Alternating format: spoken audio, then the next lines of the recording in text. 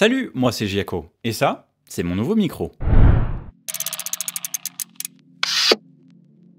Il y a de ça 2 ans et quelques, je sortais ma première vidéo sur le Shure SM7B. Une vidéo importante, non seulement car c'était ma première revue de produit, mais surtout car ce fut ma première vidéo à succès, cumulant aujourd'hui plus de 24 000 vues et près de 1000 j'aime. Et jusqu'à ce début d'année, mon SM7B trônait fièrement sur mon bras micro. Son apparence sobre et élégante, sa solidité sans pareil, sa sonorité ronde et chaleureuse et sa forte isolation, parfaite pour un utilisateur d'enceinte comme moi, faisant de lui le micro parfait pour une utilisation au quotidien sans prise de tête et pour mes diffusions en direct. Alors qu'a-t-il bien pu se passer en début d'année pour que mon micro fétiche perde sa place de choix?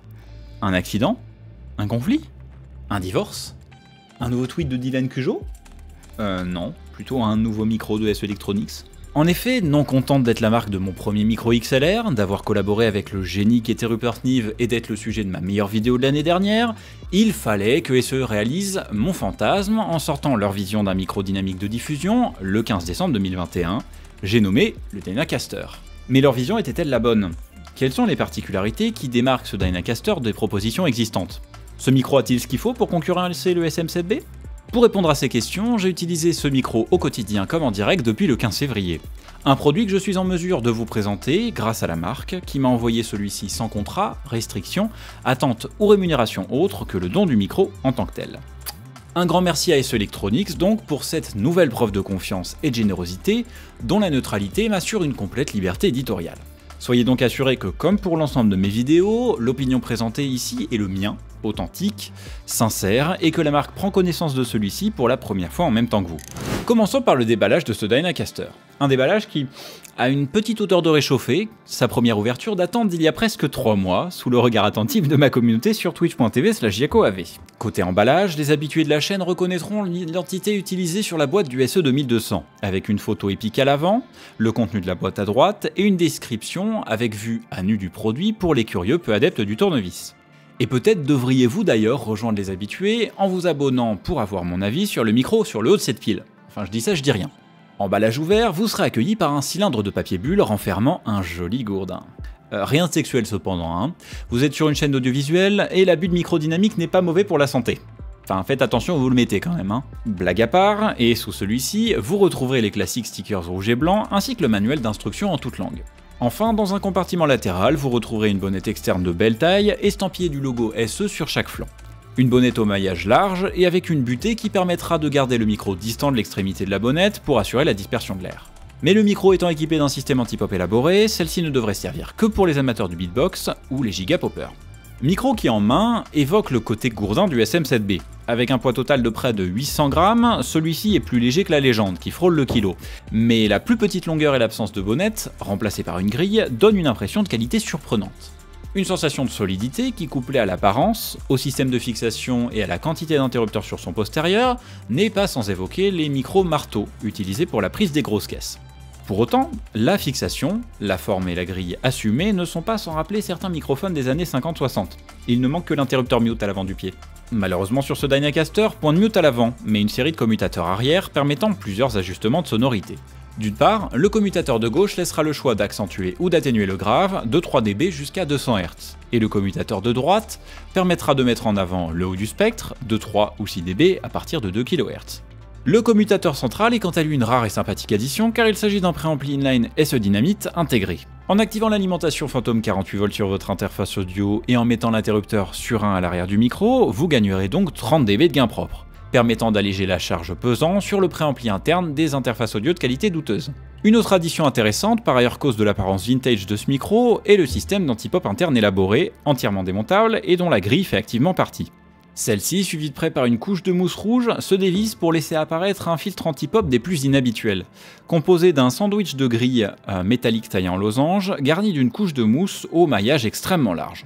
Ces 3 niveaux d'atténuation et de dispersion de l'air, situés à 24 mm de la capsule, par ailleurs sur le même système de suspension que les V7 et V3, promettent une élimination efficace d'explosives que je mettrai à l'épreuve dans ma batterie de test habituelle. Un autre avantage, cohérent de par la situation sanitaire actuelle, est la possibilité de désinfecter et de nettoyer très facilement la partie avant du microphone, sur laquelle la majorité des postillons vont être projetés lors de l'utilisation du micro par un locuteur. Pour clore ces impressions physiques, je trouve intéressante la décision de SE de faire un micro à l'apparence vintage et plus marqué que le SM7B qu'il essaye certainement de concurrencer. Le Dynacaster adopte une identité plus marquée et datée, là où le SM7B a joué la carte de la discrétion et de l'intemporel. La question la plus importante est donc, est-ce que ce choix esthétique se reflète dans la signature sonore de ce micro? Eh bien, c'est ce que je vous propose de voir dans cette séance de démonstration et de comparaison. Pour ouvrir les festivités, commençons par un test de sonorité de ce Dynacaster, comme c'est original. Test qui se dédouble en inauguration de mon nouveau texte de démonstration que je vous propose maintenant de découvrir. La meilleure façon de tester un micro est de prononcer une longue suite de phrases de façon à tester le caractère de celui-ci. Parfois qualifié de signature sonore ou de timbre, le caractère d'un micro est incarné par sa quantité d'aigus, de médium et de grave, de sa réaction au détail fin et au fort niveau, bref, de ce qui fait de ce micro, ce micro.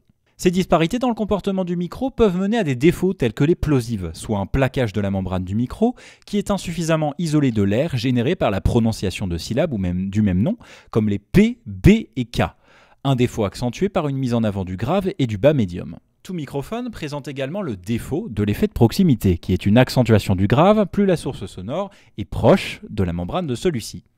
Un problème physique difficile à compenser sur des microphones directionnels, mais cependant accentué par une mise en avant du bas du spectre évoqué précédemment. À l'opposé du spectre, une accentuation des aigus et au médium peut rendre les syllabes sifflantes comme les C, T et S, tranchantes et désagréables. Par la suite, un test de frappe au clavier permet de tester la résistance au bruit hors axe du microphone.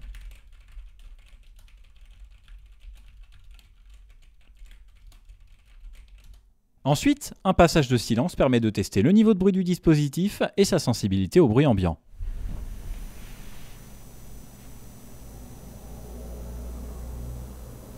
Enfin, un passage de lecture à voix haute permet de tester sa résistance au fort niveau. Maintenant que vous avez une idée des performances de ce micro face aux perturbations quotidiennes, que vaut-il face au Shure SM7B? C'est parti pour un duel face à face. La meilleure façon de tester un micro est de prononcer une longue suite de phrases de façon à tester le caractère de celui-ci. Parfois qualifié de signature sonore ou de timbre, le caractère d'un micro est incarné par sa quantité d'aigus, de médium et de grave, de sa réaction au détail fin et au fort niveau, bref, de ce qui fait ce micro, ce micro. Ces disparités dans le comportement du micro peuvent mener à des défauts tels que les plosives, soit un plaquage de la membrane du micro qui est insuffisamment isolé de l'air généré par la prononciation de syllabes du même nom, comme les P, B et K. P, B et K. Un défaut accentué par une mise en avant du grave et du bas médium. Tout microphone présente également le défaut, subjectif, de l'effet de proximité, qui est une accentuation du grave plus la source sonore est proche de la membrane de celui-ci. Un problème physique difficile à compenser sur des microphones directionnels, mais cependant accentué par une mise en avant du bas du spectre évoqué précédemment. À l'opposé du spectre, une accentuation des aigus et du haut médium peut rendre les syllabes sifflantes comme les C, T et S, tranchantes et désagréables. Par la suite, un test de frappe au clavier permet de tester la résistance au bruit hors axe du microphone.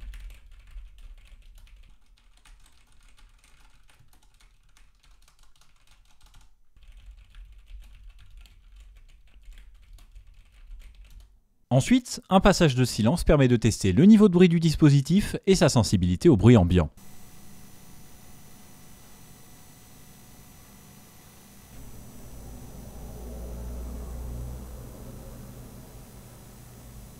Enfin, un passage de lecture à voix haute permet de tester sa résistance au fort niveau.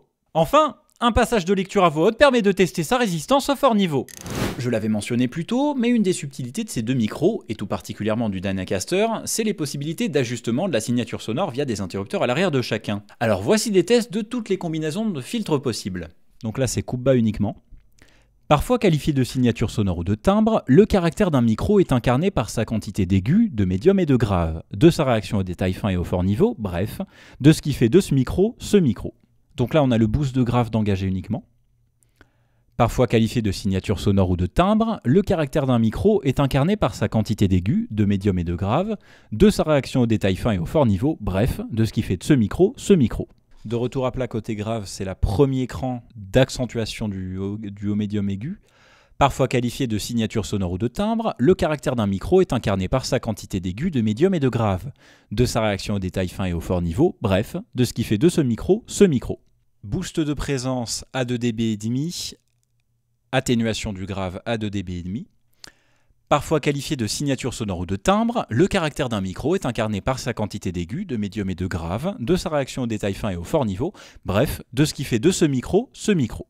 Aigu accentué à 2 dB, grave accentué à 2 dB, 2 dB et demi. Parfois qualifié de signature sonore ou de timbre, le caractère d'un micro est incarné par sa quantité d'aigus, de médium et de grave, de sa réaction aux détails fins et au fort niveau, bref, de ce qui fait de ce micro, ce micro. Et là, c'est Bose de présence au maximum, uniquement. Parfois qualifié de signature sonore ou de timbre, le caractère d'un micro est incarné par sa quantité d'aigus, de médium et de grave, de sa réaction aux détails fins et au fort niveau, bref, de ce qui fait de ce micro, ce micro. Donc là, boost d'aigus à son maximum, plus coupe bas. Parfois qualifié de signature sonore ou de timbre, le caractère d'un micro est incarné par sa quantité d'aigus, de médium et de grave, de sa réaction aux détails fins et au fort niveau, bref, de ce qui fait de ce micro, ce micro. On fait l'inverse, en accentuant le grave à 2 dB et demi et l'aigu à 4 à 5 dB. Parfois qualifié de signature sonore ou de timbre, le caractère d'un micro est incarné par sa quantité d'aigus, de médium et de grave, de sa réaction aux détails fins et au fort niveau, bref, de ce qui fait de ce micro, ce micro. Également, n'oubliez pas le préampli Dynamic intégré au Dynacaster, qui en fait un micro actif quand il reçoit une alimentation fantôme 48 volts et que l'interrupteur associé est enclenché. Alors voyons voir si ce préampli inline intégré change le son ou juste le niveau. Donc nous voilà partis pour un test du préampli Dynamic intégré au Dynacaster qui est à l'heure actuelle éteint. Donc pour préciser la configuration, j'ai le Dynacaster qui passe à travers un câble Cordial CTM3 qui arrive sur une entrée de ma Behringer X32 avec tous les traitements désactivés qui est directement renvoyé sur mon ordinateur sans traitement supplémentaire. Donc à l'heure actuelle, j'ai le gain en entrée qui est à 60 dB, donc au maximum sur la tranche associée au Dynacaster. Et j'ai remonté le gain de 2 dB, et j'ai remonté le fader de 2 dB et demi. Voilà ce que ça donne en termes de bruit.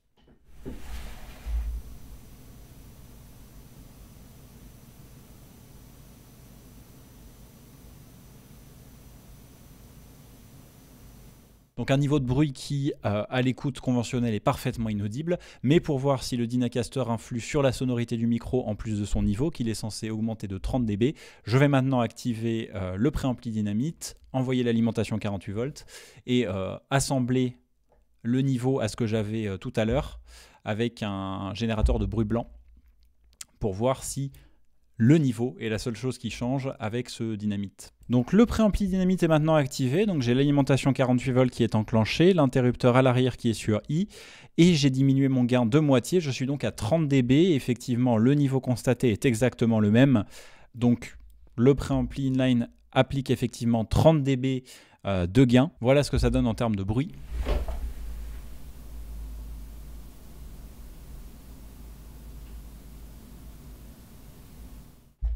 Donc déjà que précédemment c'était un non-problème, là on peut dire que le souffle n'existe plus.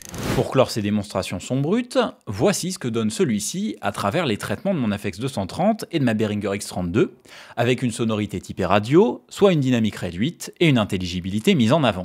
Le splendide mélangeur audio, le mixeur audio Razer, qui est sorti il y a 3 semaines, j'aurais tendance à dire, qui n'est pas sans évoquer, je ne vous le cache pas, et c'est peut-être l'origine de mon jeu de mots, une certaine GoXLR Mini. Possiblement. En espérant que ces démonstrations vous auront permis de vous forger une opinion sur la prestation du Dynacaster, voici le mien. Côté sonorité, il est clair, et c'est le cas de le dire, que le Dynacaster est un micro plus aéré et détaillé que le Shure SM7B. Celui-ci profite de la bosse dans le haut du spectre caractéristique de la marque, qui dans mon cas est une force notable. Ce micro a le talent d'éclaircir ma voix centrée sur le bas médium, tout en restituant le bas du spectre avec fidélité. Le grave est juste, et l'aigu est cristallin, net et remarquablement détaillé pour un micro dynamique. Malgré cette accentuation des aigus, l'agressivité des sifflantes reste sous contrôle et le système d'antipop élaboré se charge d'effacer avec brio les débordements à l'opposé du spectre. On note également une bonne résistance au bruit ambiant, légèrement inférieure à celle du SM7B. A contrario, le système de suspension interne fait un travail correct mais discutable d'atténuation des bruits de manipulation, rendant quasi obligatoire l'activation d'un filtre coupe-bas, intégré ou pas. Parlant de filtre, il est clair qu'avec ce micro, on a l'embarras du choix. Avec 9 combinaisons possibles, celui-ci peut s'adapter à de nombreuses sources sonores et aux désirs des propriétaires. J'ai personnellement plus apprécié les ajustements concentrés sur le bas du spectre que ceux sur l'aigu, le premier interrupteur en position haute permettant de récupérer une part de la rondeur qui m'a manqué en venant du SM7B, là où le second, bien qu'utile sur certaines voix, c'est surtout concentré de faire ressortir le tranchant de mes sifflantes en première position, accompagné d'une tonalité presque chimique en seconde. La fonctionnalité Dynamite quant à elle fait ce qu'elle promet, de façon efficace et suffisamment transparente pour sauver les meubles si ce micro est suivi par un préampli douteux, ce qu'il ne mérite pas. Et enfin, une fois du traitement appliqué, le Dynacaster offre une prestation convaincante, chaleureuse, sans manquer de détails. Pour conclure, je vous propose de répondre aux questions posées en début de vidéo. La vision de SE Electronics était-elle la bonne? Bien qu'il n'y ait pas de réponse objective à cette question, je pense que SE tienne quelque chose avec toutes ces subtilités de ce Dynacaster. Quelque chose de suffisamment important pour détourner nombreux acheteurs du Shure SM7B, en plus des 100 € de moins. Quelles sont les particularités qui démarquent le Dynacaster des propositions existantes? Comme mentionné précédemment, l'esthétique années 50-60 remise au goût du jour, la signature sonore cristalline et détaillée sans en oublier le grave, les nombreux ajustements de sonorité, le système anti-pop innovant et enfin le préampli intégré sont tant de particularités qui font du Dynacaster une proposition valable. Par conséquent, ce micro a-t-il ce qu'il faut pour concurrencer le SM7B? Le concurrencer? Totalement. Le remplacer? Pas vraiment. Bien qu'ils s'adressent au même public, ces deux micros diffèrent que ce soit sur le plan physique ou sonore. Shure ont fait le choix d'une esthétique intemporelle et d'une signature sonore ronde et chaleureuse, avec un bas médium mis en avant, là où SE ont préféré un look vintage et une sonorité claire et articulée.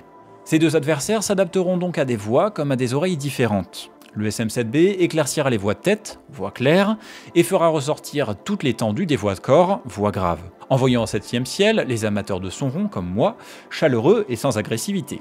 Le Dynacaster, quant à lui, remettra à l'équilibre les voix de corps et révélera tous les détails des voix de tête, tout en satisfaisant les partisans d'un son cristallin et d'une précision presque chirurgicale. C'est la définition de ce dernier qui lui a par ailleurs fait gagner sa place de choix sur mon bras micro, les retours sur mes choix de traitement évoquant de façon générale un manque de clarté. Vendu comme le digne héritier de la série V de la marque, il est évident que ce Dynacaster reprend les forces du V7. Une esthétique élégante, une suspension interne et une sonorité cristalline grâce à une bobine en aluminium et un aimant déodyme, tout en atténuant, voire effaçant ses faiblesses. Une signature sonore moins marquée, un format broadcast qui impose le respect, une prise XLR au niveau du pied et une résistance accrue aux plosives.